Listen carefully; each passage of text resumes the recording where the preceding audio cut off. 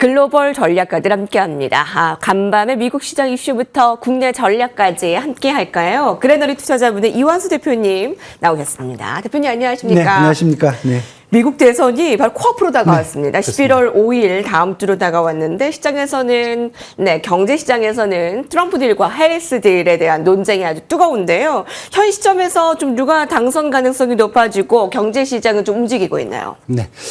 일단 보면은 지금 지난주에 암호화폐 기반 베팅 사이트죠. 폴리마켓에서 이제 트럼프 당선 가능성을 제시한 후에 지금 트럼프 이제 딜 쪽으로 많이 지금 자금 이동이 돼 있는 상태거든요. 근데 사실 어떻게 보면은 이제 여기는 이제 베팅 사이트 때문에 뭐 조작 논란까지 있어갖고 제가 보기에는 어떻게 보면 대형 언론사들의 여론조사를 조금 더 보시는 게 더 정확하지 않을까. 근데 지금 뭐 5대5 동률이고요. 그 다음에 반대로 본다면은 유동층이 아직도 한 10%가 남아있다라는 얘기가 있어갖고 저는 폴리마켓에 대한 어떤 그 신뢰감보다는 일단 대형 언론사들의 여론조사를 좀 더 보시는 게 좋지 않겠느냐 이렇게 지금 보여지고요. 그래서 지금 시장에 노출된 걸 보면은 이미 이제 트럼프들이라든지 해리스들은 시장에 노출이 돼 있거든요. 예. 그래서 최근에 보신 뭐 정유주라든지 뭐 리츠, 금융주, 전통적으로 이제 트럼프 딜로 분류된 업종들은 사실 뭐 트럼프의 어떤 뭐 가능성보다는 사실 실적에 따라서 움직이고 있는 상황이거든요.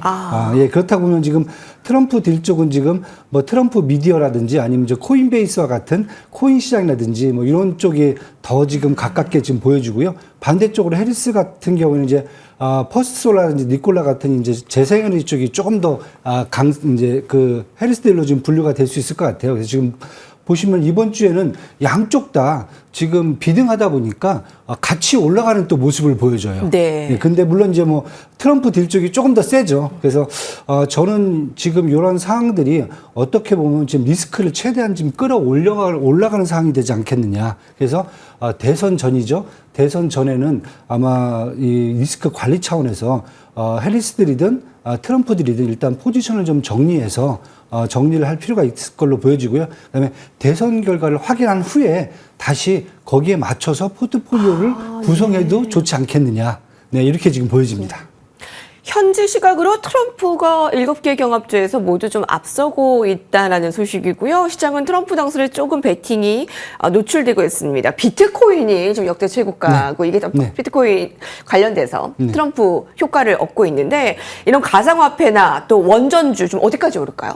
일단 뭐 비트코인 같은 경우에는 제가 봤을 땐 트럼프가 이제 대선이 끝나고 나면은 좀 조정기에 접어들지 않겠느냐. 왜냐하면 어제 같은 경우에 사실 공매도 세력들이 사실 포지션 정리가 컸었거든요. 왜냐하면 비트코인 가격이 올라가니까 포지션 정리가 크게 나오면서 이 전반적인 그 비트코인 가격을 끌어올렸는데 만약에 요 변수 이벤트가 만약에 끝난다. 대선이 뭐 정리가 된다 했을 경우에는 다시 이제 코인 시장의 전반적인 일단은 재조정은 또 필요한 상황이고요. 그래서 저는 아마 그 대선 전까지가 아마 비트코인이라든지 코인 시장에서 가장 큰 이제 변동성을 보여주는 구간이 되지 않겠냐 이렇게 지금 보여지고요. 뭐 그래서 일단은 그것 때문에 저도 계속 지금 말씀드리는 게 아마 그 이전에 한번 포지션 한번 정리를 하고 그리고 가는 게 좋지 않겠냐 이렇게 지금 보여집니다. 네. 예. 자, 그럼 실적 발표 소식 전해드리겠습니다. 이번에 그 AMD와 그다음 구글 알파벳 실적 나온 거 보고 역시 AI 쪽에서 역시는 역시다라는 네, 쪽이 맞습니다. 있고 또 반면에는 부정적인 시각도 있습니다. 두 가지가 좀 엇갈린 모습이었는데 전체적인 흐름 한번 짚어봐 주실까요? 네, 일단은 지난주까지만 해도 실적에 대한 경계감이 사실 높아졌었거든요. 왜냐하면 이제 팩트셋 같은 경우가 올해 3분기에 이제 뭐 전반적인 S&P 500 기업의 성장률을 한 4.3%로 전망을 했었어요. 그런데 지난주까지 나온 게 발표된 게 한 3.4% 성장을 기록을 하고 있었거든요.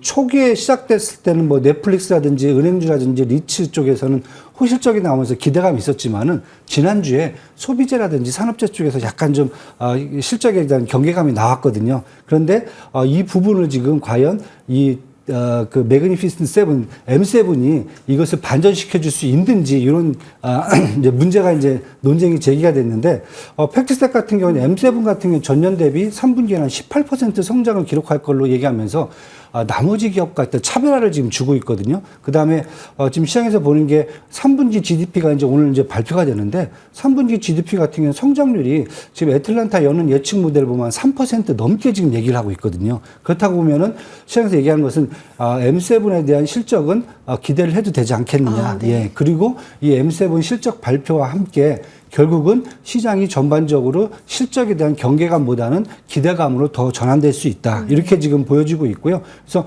오늘 그런 측면에서 알파벳이 호실적을 발표하는 게 저는 되게 의미가 좀 깊다라고 보고 네. 있고요. 그리고 알파벳이 다른 것보다 기업 분할 문제가 지금 있거든요. 그럼에도 불구하고 클라우딩 서비스 쪽에서 매출 확대된 부분들은 앞으로 저희가 이제 3분기 실적에 대한 기대감을 더 높일 수 있다. 이렇게 지금 보시면 될 것 같습니다. 이번에 M7 실적, 그럼 경계감보다는 기대감 좀 유지하면 되는 것인가요? 그러니까 일각에서는 빅테크 비중을 낮추고 다른 섹터 좀 대체할 수 있는 걸 찾아봐야 된다라고 하는데 그것에는 좀 동의하지는 않으시는 거죠? 네, 저는 기대감을 가져도 괜찮지 않겠느냐. 왜냐하면 지금 남아있는 뭐 내일 같은 게 이제 마이크로소프트하고 이제 메타가 나오고요. 그 다음에 31일인데 애플하고 아마존이 나오는데 지금 막 애플 정도가 중국에서 어떤 매출 감소 우려감이 좀 있지만은 아마존이라든지 기본적으로 이제 마이크로소프트 같은 경우는 기본 이상은 할 수 있다. 지금 이렇게 나오고 있고요. 그다음에 메타 같은 경우는 사실 이번엔 기대감이 좀 큽니다. 특히 이제 온라인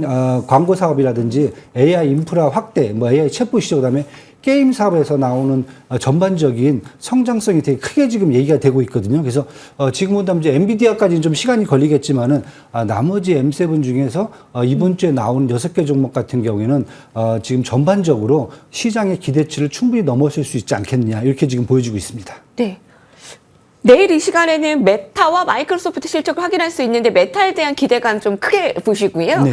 오늘 뭐 AMD 실적 안 나온 부분에 대해서 시간 외에서 지금 하락이지만 크게 염려할 건 없다라고 좀 보고 계십니다. 오늘 정규장에서 네, 일단 기대하고요. 뭐 실적은 부합을 했는데 네. 가이던스 문제였거든요. 예. 근데 뭐 1, 2분기가 이미 누적된 것까지 계산하면은 사실 가이던스가 그렇게 좋게 나올 수는 없거든요. 그래서 그 부분이 포함된 거기 때문에 전반적으로 저는 AI 쪽에 대해서는 일단 기대감을 가져도 되지 않겠냐 이렇게 지금 보여집니다. 네, 빅테크 지금 유지네요.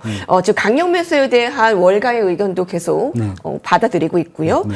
자, 이번에 경제 지표들 좀 살펴보겠습니다. 이제 연준 위원들이 블랙아웃 주간에 돌입했습니다. 이제 금리에 대한 목소리를 좀 낮춰야 되죠.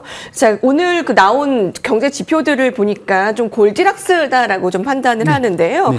FMC에서는 다가올 이번에 0.25% 인하가 좀 유력한 가운데 금요일에도 고용 지표도 앞두고 있고 간밤에 나온 노동과 소비자 신뢰 지수는 좀 엇갈린 흐름이었고 맞습니다. 좀 경제 판단을 좀 해주신다면요. 네, 일단 뭐 다음 주 대선뿐만 아니라 이제 7일날 FOMC가 기준금리를 또 결정을 하거든요. 그래서 그것도 중요한 이슈인데 최근 보시면 연준 위원들의 발언 횟수가 되게 적어졌어요. 그래서 이게 뭐가 문제가 있느냐 이렇게 말씀하시는데 그거보다는 일단 블랙아웃 들어가기 전에 대선 결과에 대한 어떤 이제 관심도 지금 포함되어 있고요. 그다음에 제가 보기에는 점도표대로 움직일 가능성이 높다라고 좀 예상은 됩니다. 그게 무슨 얘기냐면은 일단 11월 5일에 선거가 있고 11월 6일에 후보가 이제 대선 이제 그 대통령이 확정이 되겠죠. 그다음에 7일날 이제 FOMC 회의가 이제 결정이 되는데 이렇게 되다 보니까 이 일정상으로 보면은 트럼프라든지 해리스의 당선 누가 되든지 이번 FOMC의 기준금리 결정에는 영향을 주진 않을 거다 이렇게 지금 보여지고요. 그렇다고 보면은 지금 시장에서 경기 지표를 보시면은 노랜딩에 대한 이제 확신이 계속 커지고 있거든요. 경기 지표들이 보면 일단 어제 같은 경우도 구인구직 보고서라든지 뭐 CB 소비자 컨퍼런스 보드의 소비자 신뢰 지수를 보면 또 혼주세거든요. 네. 그리고 오늘 이제 3분기 GDP 나올 거고요. 그다음에 내일은 이제 주간 실업수당 청구 건수, 그다음에 1일에는 10월 고용 보고서가 대기 중에 있거든요. 근데 이 전망치는 일단 안정적으로 나올 수 있다. 이렇게 지금 보여주고 있기 때문에 연준의 기준금리나 속도 조절로는 계속 유지가 된다. 근데 여기서 속도 조절로는 자꾸 이제 금리 동결로 보시는 분이 있는데 속도 조절은 금리 동결이 아니라 50bp 비컷이 아니라 25bp로 완화할 거다. 이게 지금 속도 조절론이거든요. 그래서 시장에서 보는 것은 일단 가장 큰 게 지금 기준금리가 5%인데 인플레이션이 한 3%대거든요. 그래서 스프레드가 지금 200% 이상 이제 벌어져 있기 때문에 이것을 정상화시켜야 되는 이유도 지금 필요하고요. 그다음에 지난주에 주변국들이죠.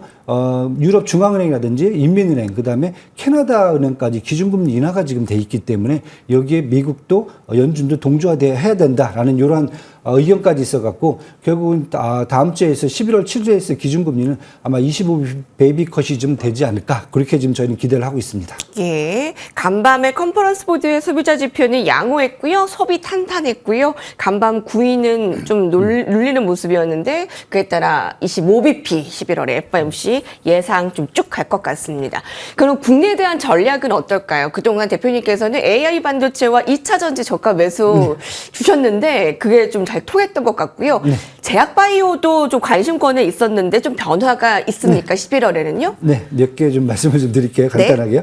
일단 삼성전자가 2일 연속 이제 외국인 매수세가 들어왔어요. 물론 뭐 TSMC가 HBM 공급 부족으로 임시적으로 삼성전자 제품 납품받겠다 그런 뭐 소식이 있었는데 이게 뭐 삼성전자 전반적인 문제를 해결하는 것은 아니거든요. 그래서 저는 일단은 이제 삼성전자보다는 SK 하이닉스를 비롯한 HBM 밸류체인을 계속 매수를 하셔라. 왜냐하면은 한미반도체와 SK 하이닉스가 이미 호실적을 발표를 했어요. 근데 아직 주가에 반응은 안 됐다. 저는 이렇게 지금 보고 있고요. 그 다음에 2차 전지 관련주 같은 경우도 LG 에너지 솔루션이 사실 실적 쇼크가 좀 나왔어요. 근데 저는 충분히 극복이 가능하지 않겠느냐. 제가 계속 말씀드리는 게 북미 지역에서 전기차 생산 인프라 확대가 가장 중요한 변수거든요. 저희 2차 전지주에는. 그래서 최근에 보시면 LG 에너지 솔루션이 뭐 테슬라 납품을 한다든가 포드와 공급 계약 협정을 한다든가 이런 부분까지 좀 생각을 한다면은 저는 분명히 북미 지역에서 전기차 생산 인프라 확대가 계속 좀 가셔야 되는 게 눈에 보이고 있기 때문에 2차 전지 같은 경우는 이번에 LG 에너지 솔루션의 어떤 실적 쇼크에도 불구하고 저는 계속 저가 매수로 장기 투자를 하시는 것을 좀 권유를 해드리고요. 네. 추가적으로 이제 원달러 환율이 지금 계속 급등을 했어요. 그래서 제가 아마 연말까지 이어질 수 있다. 그래서 거기에다가 지금 중국의 광군제라든지 미국의 블랙 프라이데이까지 이제 대기한다고 보면은 수출주 중에서 이제 실적 호주가 기대가 되는 조선주, 자동차, 화장품, 엔터 쪽은 계속 끌고 가셔야 된다. 이렇게 보여지고요. 반면에 이제 4분기로 갈수록 제약바이오 같은 경우는 이제 기술 개발이라든지 이런 이제 전반적인 어떤 호재를 이제 발표하는 것은 약간 좀 늦춰지거든요. 보통 예. HBM 같은 경우가 죄송합니다. 지금 최근 들어서 이제 기술에 대한 발표보다는 내년으로 지금 연기하는 지금 모습이거든요. 그래서 저는 계절성을 좀 고려한다면은 일단 제약바이오는 일단 4분기 정도쯤에는 아마 수익 실현이라든지 이런 부분이 좀 필요할 것 같고요. 예. 그 다음에 이제 미국 대선이 다음 주에 종료되면은 저는 이제 글로벌 지정학적 리스크들이 좀 완화가 좀 많이 될 수 있다라고 지금 판단을 해요. 그래서 이미 제가 포지션 좀 정리를 하는 게 어떻겠냐 말씀드렸기 때문에 네. 지정학적 리스크 관련돼서 저희가 네. 계속 추천했던 방산이라든지 금광주 같은 데는 이제 비중을 좀 축소하는 방법으로 가시는 게 좀 전략을 좀 약간 좀 조정을 좀 하시는 게 어떻겠는지 이렇게 지금 보여집니다. 포트폴리오 전략이었습니다. 오늘 말씀 감사합니다. 네, 감사합니다.